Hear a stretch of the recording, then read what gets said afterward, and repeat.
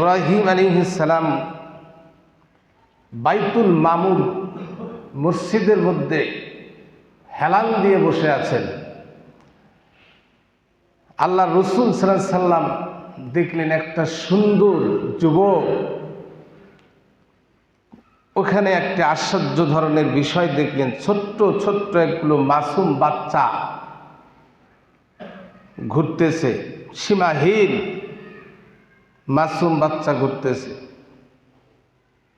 জিবরাইল আলাইহিস সালাম পরিচয় করে দিলেন, ইনি হচ্ছেন জাতির পিতা মিল্লাতে ইব্রাহিম। জোরে বলি সুবহানাল্লাহ। আল্লাহর নবী জিবরাইলকে ডাক দিয়ে বললেন, জিবরাইল রে, ইনি হচ্ছেন জাতির পিতা ইব্রাহিম আলাইহিস সালাম। পরিচয় করে দিলেন, কথা বললাম, কিন্তু আপনার কাছে আমার একটি প্রশ্ন। প্রশ্নটি হচ্ছে, এই জাতির পিতা ইব্রাহিম আলাইহিস সালামের আশেপাশে সীমাহীন অগণিত ছোট্ট বাচ্চাগুলো ঘুরে, এই বাচ্চাগুলো কারা? জিবরাইল আল্লাহ রসুলকে ডাক দিয়ে বললেন, ইয়া রাসূলুল্লাহ, ইয়া হাবিবাল্লাহ,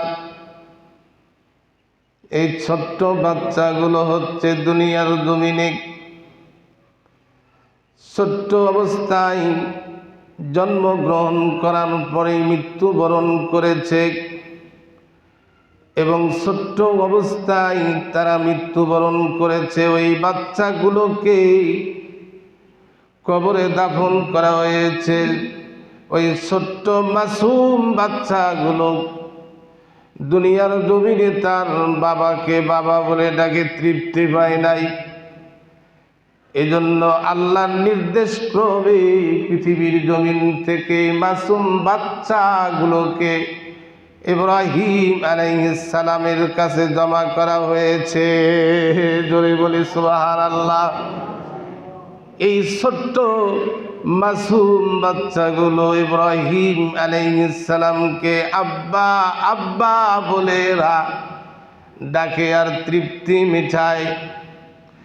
কিয়ামতের কঠিন মুসিবতের দিনে এই বাচ্চাগুলোর নাকের ঘ্রাণ আল্লাহ এত করে দিবেন, দুনিয়ার জমিনে মাসুম ছোট্ট বাচ্চাগুলো মৃত্যুর পরে যে পিতামাতাগুলো ধৈর্য ধরে সহ্য করে আল্লাহর উপর ভরসা রেখে শুকরিয়া আদায় করেছিল, অশ্লীল কোনো কথাবার্তা বলে নাই, দুনিয়ার জমিনে ধৈর্য ধরেছিল, এই পিতামাতাগুলো যখন কিয়ামতের দিন হাসরের মাঠে উঠবে, কোটি কোটি মানুষকে কারখোজ করবে, সেই কিয়ামতের কঠিন হাসরের ময়দানে এই ছোট্ট বাচ্চাগুলোর নাকের ঘ্রাণ আল্লাহ এত দিবে, নাকের ঘ্রাণ দিয়ে বাচ্চাগুলো তাদের পিতামাতাকে হাসরের মাঠে বাহির করে আল্লাহর দরবারে সুপারিশ করে এদেরকে জান্নাতে নিয়ে যাবে। জোরে বলি সুবহানাল্লাহ।